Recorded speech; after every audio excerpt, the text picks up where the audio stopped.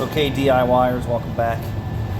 You know who it is. So I have the panel started to be tacked in. What I decided to do was I'll shape this piece down here after this is strong inside of here. And the trick is to just put a tack, let the metal cool, a tack, let the metal cool, tack, tack, tack, tack, tack.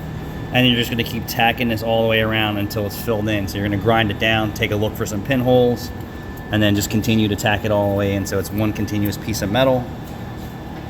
This piece here, once like I said, once this is shaped, and I'll tack this section all in. But it looks pretty good right now.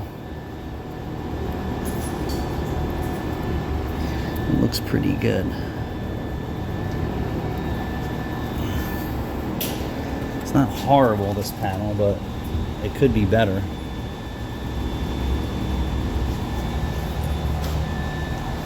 It will do. I'll bring you back when I have more to show. Thanks for watching.